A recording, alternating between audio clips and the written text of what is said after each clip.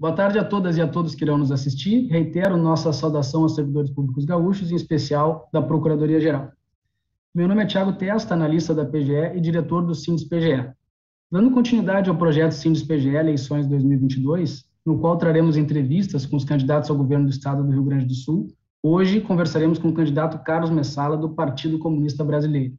Importante salientar que todas as candidaturas registradas junto ao TSE foram convidadas a participar do presente roteiro de entrevista. Serão abordados 8 temas, com o intuito de explorar e elucidar as ideias relacionadas de cada candidato. São eles: Reforma Administrativa 2020, Revisão Geral Anual, Incentivo à Qualificação dos Servidores Públicos, Reestruturação de Carreiras, Teletrabalho, Economia do Estado, IP-Saúde e Regime de Recuperação Fiscal. Candidato Carlos Messala, seja bem-vindo.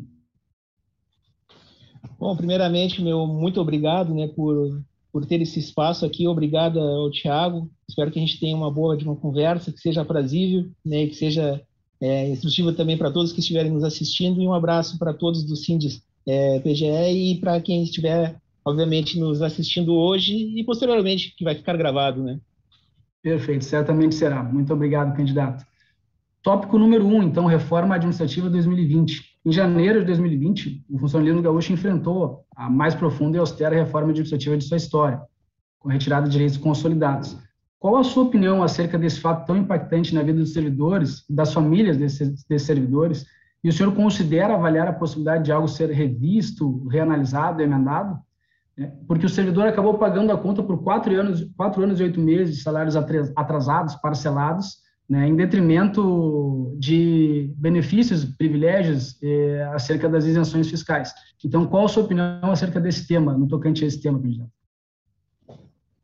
Bom, eu acho profundamente lamentável a postura que os governos têm, mas a gente sabe qual é a ideologia que eles utilizam em relação a isso, a forma operante que eles vão utilizar, que é justamente sempre atacar a classe trabalhadora, no caso aqui os servidores públicos, E isso é realmente nefasto, porque, como tu disseste ali, as famílias não atingem somente eles enxergam como pura e simplesmente um número, E para nós isso é lamentável, porque são pessoas que construíram todo o que foi feito até agora em termos de Estado, tem uma longa história e é tudo isso colocado de lado, marginalizado, botado à margem das discussões, como se fosse, como eu disse, pura e simplesmente um número, e se preocupando muito mais em não atingir, de repente, algum outro setor que, no entendimento deles, seja mais estratégico, e passando toda essa carga negativa, onde que vai ser onerosa para a classe trabalhadora, para os servidores.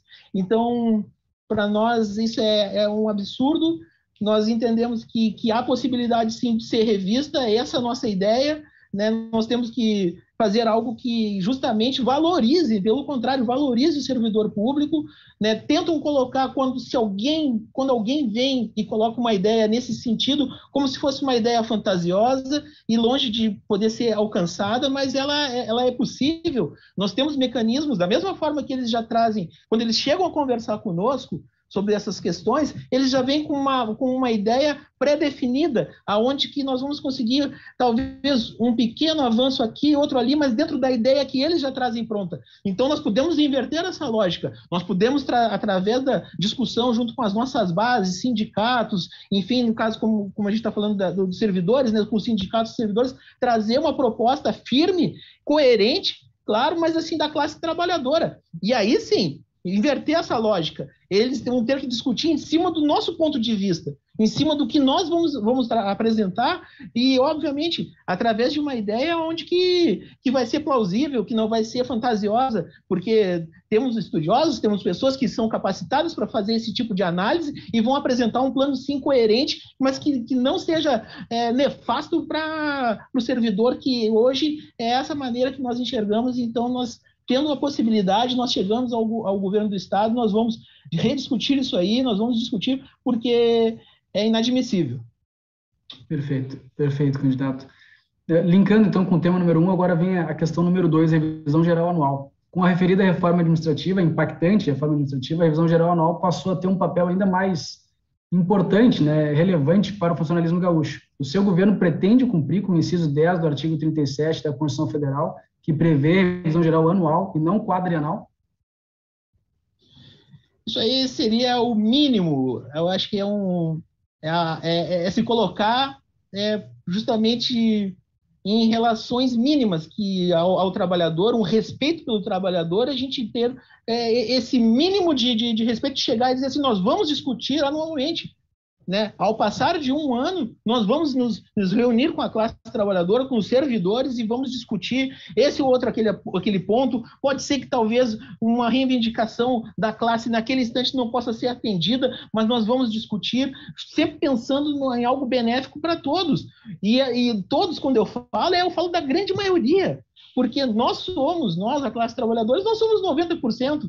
Quando pensam também em servidores públicos, pensam em servidores públicos recebendo milhões, que estão deitados na sombra. E não é verdade. Não é verdade. O servidor público, muitas vezes, na grande maioria das vezes, ele dá um duro danado, recebe também baixos salários, vocês têm um impacto aí já de longa data sem ter realmente um aumento significativo, enfim, não ter aumento, na verdade, não é? Então, assim, isso aí é uma máxima que não é somente de vocês da PGE. Isso aí é a classe trabalhadora. Eu sou um servidor público, eu sou um trabalhador dos Correios, então eu sei bem o que é isso, né? Então, todos os benefícios que nós conseguimos ao longo dos anos, através de muita luta, nos tiraram numa tacada só nesse governo. Então, assim, isso é traumatizante. Então, assim, para não agir dessa forma, para ter um mínimo de respeito com os trabalhadores, se tem que fazer a discussão anual. Perfeito. No tocante, então, ao incentivo à qualificação dos servidores públicos, o senhor, inclusive, como servidor público federal, considera interessante um projeto abrangente ao Poder Executivo no sentido de incentivo à qualificação por meio de uma gratificação que contemple graduações adicionais e pós-graduação, nível de especialização lato sensu, ou mestrado, doutorado, pós-doutorado estrito sensu, a fim de colaborar com a modernização e o aprimoramento do serviço público? Eu acho fundamental. A questão do estudo é uma das nossas bases, uma de nossas bandeiras, então não seria diferente em relação aos servidores. Nós entendemos que o Estado tem que fortalecer isso, incentivar os seus servidores e, obviamente, esses servidores sendo mais capacitados, buscando essa capacitação, ele tem que ter uma remuneração melhor. Então, é algo que está dentro do todo o nosso desenrolar como governo, como uma gestão pública, como alguém que pensa uma nova sociedade. Então, é óbvio que os trabalhadores, eles também vão buscar isso e vão ter essa compreensão. Os trabalhadores vão ser os nossos parceiros, porque eles vão querer um serviço público de mais qualidade, eles vão querer ter um local aprazível para trabalhar, eles vão querer ter esse incentivo no estudo. Então, é um mecanismo que certamente eu deixo certo aqui que vai ser colocado por nosso governo, essa é a nossa ideia, e uma sociedade, ela consegue crescer através do estudo e não vai ser diferente no serviço público. Todos crescem, né? E a sociedade ganha com a qualidade de serviço. Como um todo. Reestruturação de carreiras, então, no nosso tópico número 4. A gente vem destacando, candidato, que a PGE conta com mais de 880 servidores ativos e mais de 100 inativos, totalizando aproximadamente 1.000 servidores entre ativos e inativos, que foram e são partes fundamentais para a economia processual de quase R$1 bilhão ano. É praticamente o lucro líquido do Banrisul que a PGE economiza para o Estado. Qual o papel da PGE no seu governo, que a PGE terá no seu governo? É um pouco do que nós já falamos aqui, em relação ao serviço público. O serviço público em nosso governo ele vai ser fundamental, e a PGE não vai ficar longe disso. Ela é fundamental dentro dessa estrutura e dessa nova reorganização do Estado. Dessa nova ideologia dentro do Estado, a PGE ela é importante. A gente não vai passar batido nesse sentido, ela vai ter os investimentos, porque o nosso governo vai ser justamente isso, estruturar o serviço público e também os seus servidores. Então, assim, a PGE pode estar tranquila, pode ficar certa que num governo da classe operária, mas num governo da classe trabalhadora, onde que os trabalhadores é que vão discutir. A gente não vai fazer discussões a portas fechadas e trazer uma ideia pronta. Vocês vão estar conosco, vocês tenham certeza disso, porque esse é o mecanismo, é o poder popular. Então, assim, nada mais justo do que aqueles que sabem o que estão passando, aqueles que pensam o que pode ser feito, que têm as ideias que podem trazer, que podem agregar, vão estar junto conosco. Nós não vamos trazer nenhuma ideia mirabolante de meia dúzia de pessoas que vão dizer o que vai ser feito, se vai ter que diminuir aqui, vai ter que aumentar ali. Quem vai trabalhar isso conosco vão ser vocês, através da organização, a princípio aí com o sindicato, um sindicato forte, as pessoas voltando a acreditar no sindicato, porque foi feito um desmonte também dentro desse entendimento em relação à importância do sindicato, né? Sindicatos, falando de uma maneira geral, por vezes os sindicatos podem ter suas falhas, e alguns têm realmente algumas falhas gritantes, mas ainda o local onde que a classe trabalhadora pode se reunir e pode discutir e conseguir melhorar coisas para ela é através do sindicato, através do seu bairro, do local de trabalho, enfim, na faculdade, na escola, e nos sindicatos não vai ser diferente, a gente vai vir conversar, e a PGE tem uma importância fundamental para nós, o nosso governo, como todo o serviço público. Perfeito. Sentir-se representado, né, candidato? Perfeito. Nesse mesmo contexto de valorização dos servidores, né, considerando que a última recomposição ocorreu há 8 anos, até para fins de elucidação, fazendo esses 8 anos, fazendo mais de 60% de defasagem inflacionária, considerando também que o atual plano de carreira se encontra completamente estagnado, travado, engessado, né, com os servidores ainda no primeiro grau da carreira há praticamente 10 anos, e tendo em vista a relevância da atividade, os resultados demonstrados, como eu citei na economia processual, bem como o fato de quadro, em que pese qualitativamente importante, numericamente pequeno, quantitativamente pequeno, né? Ou seja, o impacto não é relevante pensando no todo, no Estado, né? Caso o senhor seja eleito, é factível avançar com as análises para que o novo plano de carreira dos servidores da PGE possa ser encaminhado ao Legislativo no início do governo, ainda em 2023? Isso é certo que pode ser discutido, que a gente pode encaminhar, porque a nossa vontade é justamente de, como eu disse, já retomando, é valorizar. Como é que um trabalhador, um servidor público, como ele se sente estando vendo aí 8 anos sem ter um aumento, sabe? Tipo, qual é o tipo de valorização quando ele chega em casa, de repente olha para sua família, ele para, ele senta no seu sofá, ou quando ele vai deitar e ele fica refletindo sobre isso. O que ele pensa? Qual é a valorização que eu tenho em relação ao Estado? Como o Estado me enxerga? Então, isso aí tem um impacto emocional para muitos trabalhadores, porque para alguém pode estar passando batido isso assim, pô, mas ele está falando sobre impacto emocional, mas isso aí gira em torno de tudo, porque é o impacto financeiro, é a perda salarial que esse trabalhador teve, é o problema que ele traz, às vezes, do serviço, vamos dizer assim, inclusive para dentro de casa, por mais que ele não transpareça, que ele vai ser firme, não vai transparecer isso para os seus ali, para sua esposa, seus filhos, mas isso fica na cabeça dele, sabe, tipo, de não sentir, chegar ao ponto de entender, e no nosso entendimento é isso que eles querem passar, que tu não és valorizado, sabe, tipo, faz parte de todo o sucateamento da máquina pública, aonde que culmina com aquela ideia de dizer que o serviço público ele é oneroso, que o serviço público ele é algo que não é necessário. Então, a VGE, infelizmente, ela está dentro desse contexto, e esse contexto ele tem que acabar.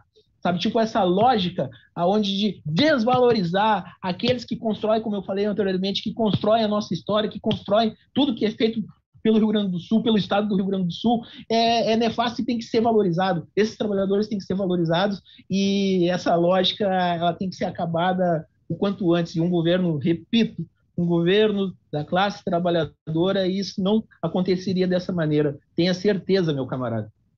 Exatamente, ok. Tópico número 5, teletrabalho, que é um outro ponto extremamente importante, né? A gente precisa saber o posicionamento no que tange à manutenção e ao aprimoramento do decreto 56536, de 1º de junho de 2022, no qual o governador Ranolfo Vieira Júnior regulamentou o teletrabalho no âmbito da administração pública estadual direta, autárquica e fundacional. Ao mesmo tempo, a gente sempre reforça, lembra que o Poder Executivo Federal também regulamentou e registrou uma economia de cerca de 1 bilhão e 400 milhões de reais aos cofres públicos, com a ferramenta do teletrabalho.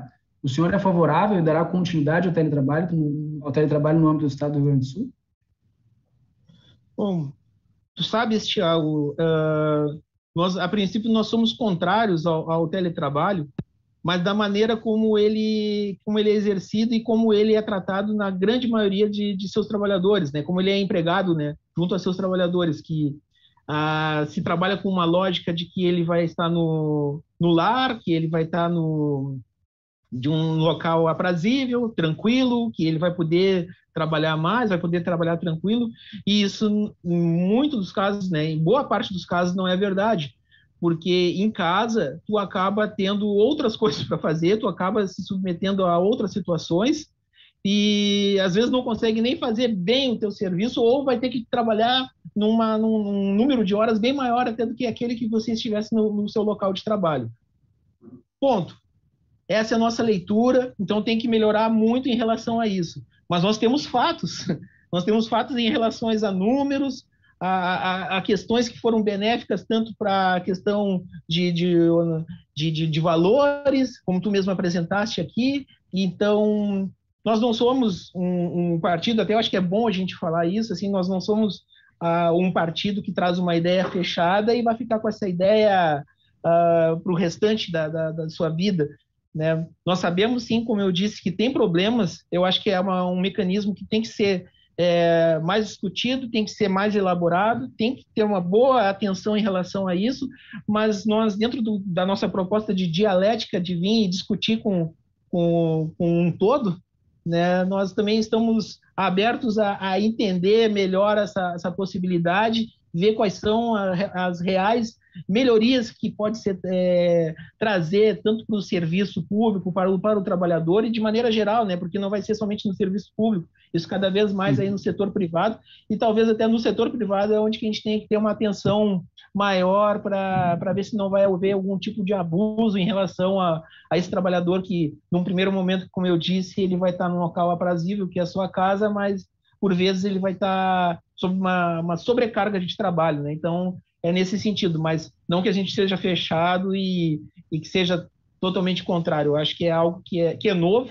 é algo que é novo, que veio o advento talvez aí da pandemia, alavancou essa situação, mas é algo que a gente pode discutir e ter um acompanhamento bem detalhado para inclusive dar sequência, né, ao que já tem sido feito. Perfeito. É uma ferramenta que necessita de um constante aprimoramento, né? Indicadores que possam mensurar com precisão, mas é importante disponibilizar uma opção de trabalho, né? Claro que não é uma imposição, é uma opção de trabalho. Né? Perfeito. Economia do Estado, candidato. No tocante à economia e finanças, a LDO previu um superávit de 37 milhões de reais para 2023. Outro fator relevante é a regularidade da receita, aliada à curva crescente da arrecadação. Vide, inclusive, no site do Tribunal de Contas. Quais são os seus principais projetos para a valorização dos servidores ativos ocupantes de cargos efetivos, tendo em vista esse cenário econômico?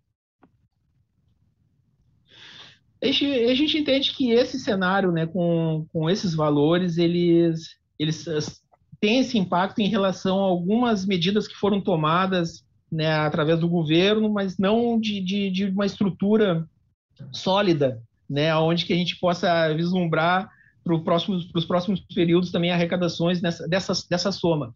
Então, a gente tem uma preocupação, sim, em fazer a economia do Estado se movimentar e nós temos medidas, tanto no campo como na cidade, para que isso seja movimentado e que a gente tenha realmente uma lucratividade, para que a gente tenha essa movimentação da economia do Estado, mas uma economia sólida, onde que a gente entende que onde que a gente possa entender e ver, né, de fato, que o que está sendo construído está sendo positivo e está gerando esses lucros para os cofres do Estado, e aí a gente pode começar a fazer esses investimentos, não que a gente não possa, porque tudo que nós já falamos é possível dentro desse cenário, né, inclusive em outros também, porque a economia do Estado a gente pode fazer até de uma maneira onde que podemos tirar de alguns locais que hoje se entende que são intocáveis, né? E nós não entendemos dessa maneira, para falar de uma maneira mais amável aqui, mas nós seremos duros com alguns setores que hoje não contribuem nesse sentido, inclusive em relação a taxas, impostos, tudo, e nós entendemos que ali a gente tem que ser firme, porque voltamos ao início da nossa conversa, porque quem recebe realmente a oneração são os pequenos, o pequeno negócio, né, o pequeno e médio empresário, é o servidor público, é o trabalhador em geral, e às vezes os grandes do Estado não contribuem como deveriam contribuir e conosco isso não vai acontecer. Bom, Bueno, fazendo todo esse mecanismo e fazendo a mola, né, a engrenagem da economia girar, é certo que vai ter esses tipos de investimentos e o servidor público não vai ficar longe dessa melhora significativa que nós temos certeza que o Rio Grande do Sul vai conseguir ter. É possível encaixar, então, a valorização do servidor nesse plano macro. Com certeza, com certeza, com certeza. Perfeito. Tópico número 7, candidato IP Saúde. Qual a sua proposta para o IP Saúde, que está numa crise, todos sabemos? Pretende realizar algum investimento no sentido de otimizar o atendimento aos segurados, bem como aos prestadores de serviços credenciados? Sim.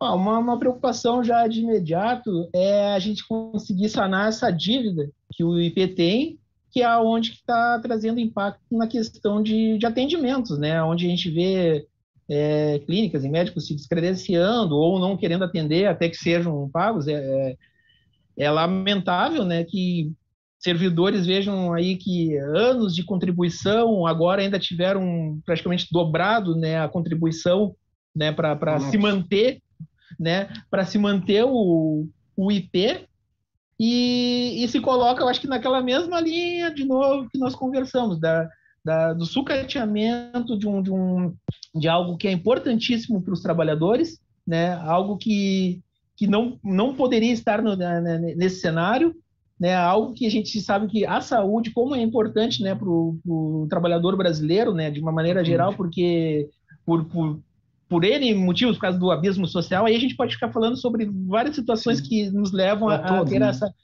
essa importância fundamental. E muitos do serviço público, do serviço do Estado, sempre brincavam. Minha mãe é uma servidora da saúde, ela dizia, lógico, brincando, ela dizia, estou aqui por causa do IP, eu tenho IP.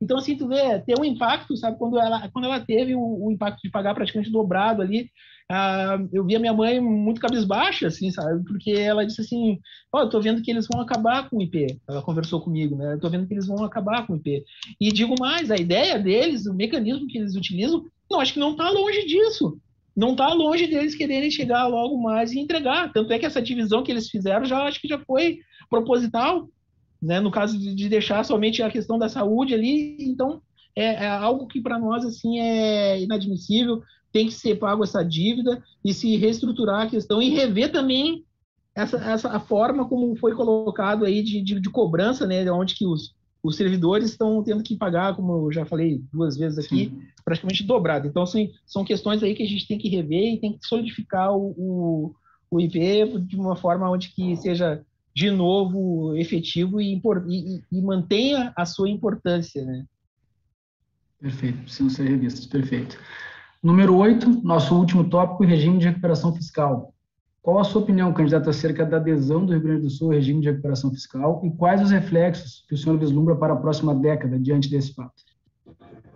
A adesão ao regime de recuperação fiscal, ele nos impede de fazer investimentos. Então, assim, ele vem totalmente contrário a tudo que eu proponho, que o nosso partido propõe, que é fazer investimentos no setor público, que é aonde que vai ter um reflexo realmente para a população, como nós já falamos aqui também, 90% da população gaúcha precisa do serviço público. É necessário que tenha um posto de saúde bom, um hospital bom, uma escola pública boa.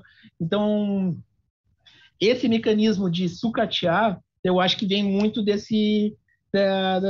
regime de recuperação, porque não tem uma preocupação nesse sentido, porque aí a política que é feita é justamente uma política de privilegiar o setor privado, né? E para nós isso não está correto. Num país onde tem um abismo social tão grande, onde que as pessoas realmente, como eu disse, precisam do serviço público, para nós não ter investimento no serviço público é praticamente um crime, né? Porque tu vai com o setor privado assumindo, né, vamos dizer, essa lacuna que o serviço público vai deixar, ele vai atender apenas uma parcela da população. Porque a partir do momento que tu tem que pagar para ter uma escola, pagar para ser atendido no hospital ou numa clínica, não são todas as pessoas que vão conseguir fazer isso.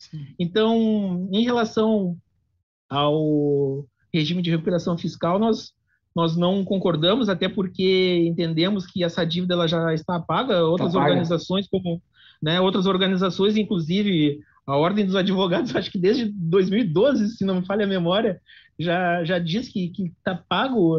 Então, assim, o governo federal não pode agir como se fosse um um banco cobrando juros sobre juros. Então, entendo muito como uma questão política, né? Essa questão onde que a gente tem que dialogar com o governo federal, mas no primeiro momento nós não teremos muita conversa, não. Nós vamos chegando ao governo, nós vamos romper, e aí alguém diz, mas isso vai causar transtornos econômicos, porque não pode romper, não sei o que. Nós temos nossas medidas, nós temos o Banrisul, nós temos como suprir, vamos dizer, algum ataque que tenha da legalidade burguesa que venha tentar nos atacar nesse sentido, porque nós entendemos que a nossa prioridade é fazer esses investimentos que foi a nossa conversa no setor público, né? No caso, o serviço público ele tem que estar forte, fazer os investimentos que a classe trabalhadora precisa, investir no pequeno e médio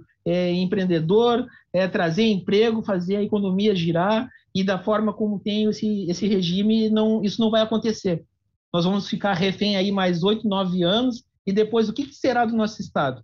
Então, assim, é uma questão política, e nós seremos firmes nesse sentido de não acatar o regime e fazer um Rio Grande do Sul forte através da luta aí dos trabalhadores e de um governo realmente do poder popular. Perfeito. Permita-me reforçar também que o SINDES-PGE acredita que essa conta está paga. Vamos lá. Então, candidato, por favor, agora disponibilizamos o espaço, então, para a mensagem final e exposição das principais pautas do seu plano de governo. Fique à vontade. Como eu disse aqui, como nós conversamos, né, o nosso governo vai ser um governo da classe operária, da classe trabalhadora. Os trabalhadores vão se enxergar no nosso governo, eles vão ter voz, eles vão poder dialogar, né, através da organização, não vai ser meramente um espectador.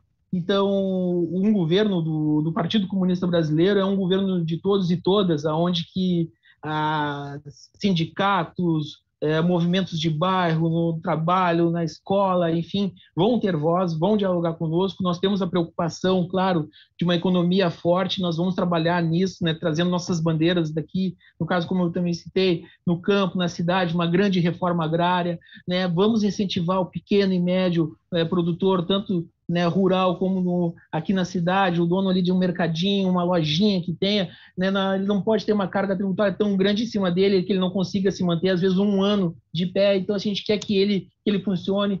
60%, acho que até um pouco mais, mas, enfim, 60% dos empregos são gerados pelo pequeno e médio empreendedor. Então nós vamos investir, e isso é bom a gente falar aqui, porque cai aquela mácula que dizem que o Partido Comunista, né, é contra todo tipo de empresa. Nós somos contra o empresário que é explorador, que não paga imposto algum. Esse empresário nós vamos ser contrários, nós vamos taxar ele, nós vamos dizer, não, tu não pode ficar aqui no Estado, né, bebendo na sombra ali, enquanto a gente trabalha e gera lucros para você. Então a gente quer um Estado realmente dos trabalhadores, um Estado revolucionário nesse sentido. Não podemos ter medo da palavra revolucionário, porque, como eu disse, eles já vêm com as ideias prontas para tentar discutir conosco, e nós vamos fazer o movimento contrário. Nós vamos trazer as ideias da classe trabalhadora para mostrar para eles como que é um governo realmente de homens e mulheres que querem um Rio Grande do Sul forte, sólido e do poder popular, da classe trabalhadora. Venceremos. Aproveito para destacar, no cumprimento da sua missão institucional, na defesa dos valores democráticos e da estrita legalidade constitucional, o SINDES-PGE acredita na disputa eleitoral legítima e na soberania dos resultados a serem proclamados pela Justiça Eleitoral. Candidato ao Piratini, Carlos Messala, agradecemos a participação. Muito obrigado. Obrigado e até a próxima entrevista.